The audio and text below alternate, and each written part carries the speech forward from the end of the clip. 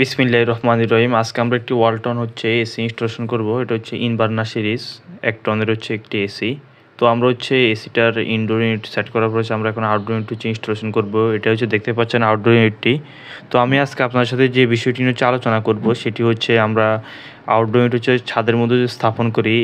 আমরা যদি কোনো লোহার কোনো অ্যাঙ্গেল যদি ব্যবহার না করি তাহলে আমরা কীভাবে আউটডোর ইউনিট সেট করব, অর্থাৎ আউটডোর ইউনিটটি যাতে নিচের অংশ যাতে ড্যামেজ যাতে না হয় এই বিষয়টা দেখুন একটু। আমি কাস্টমারের কাছ থেকে কয়টা টাইলস নিয়েছিলাম। এই টাইলসগুলোর উপর এছাড়া আউটডোর ইউনিট সেট করব যাতে আউটডোর ইউনিট কিছু অংশ যাতে ছাদ থেকে উপরে থাকে। দেখতে পাচ্ছেন রয়্যাল বোর্ডগুলো আমি সম্পূর্ণ এটা আটকে নেই। এটা অর্ধেক ছাদের মধ্যে সেট করছিলাম।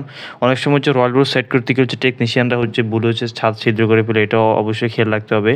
তো আমি এটার নিচে যে 2 থেকে 3টা করে টাইলস দিয়েছিলাম প্রত্যেকটা পাশে সেট করার পর যে এটা ওইগুলোর উপর এখন আউটডোর ইউনিটটি।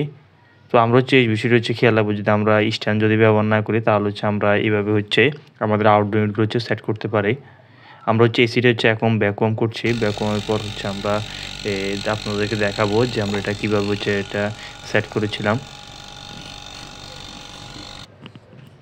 আমরা খেয়াল রাখবো ছাদে যদি আমরা আউটডোর ইউনিট দিই, যদি লোহার কোনো স্ট্যান্ড বা যদি কোনো বেসের মধ্যে যদি এসিটা যদি না বসাই তাহলে আমরা অবশ্যই খেয়াল রাখবো যাতে পানি প্রবেশ করে এমন স্থানে আউটডোর কোনো অবস্থাতে না দেওয়া।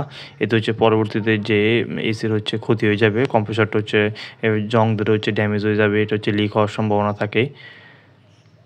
আমরা এসির ভ্যাকুয়াম করব। ভ্যাকুয়াম এসি স্থাপনের ক্ষেত্রে ভ্যাকুয়াম একটি গুরুত্বপূর্ণ একটি বিষয়। আমরা র্যাপিং করা শেষ। তো দেখতে পাচ্ছেন যে এটা আমরা কীভাবে সেট করেছিলাম, যে 3টা টাইলসের উপর আউটডোর ইউনিটের ফায়াগুলো 2 পাশে আমরা 3টি করে টাইলস দিয়েছিলাম সামনে এবং পিছনে। দেখতে পাচ্ছেন এভাবে আপনার আউটডোরটা রক্ষা করতে পারেন। নতুন ভিডিও পাওয়ার জন্য আপনি আমাদের চ্যানেলটি সাবস্ক্রাইব করে রাখুন। ধন্যবাদ ভিডিও দেখার জন্য। আল্লাহ হাফেজ।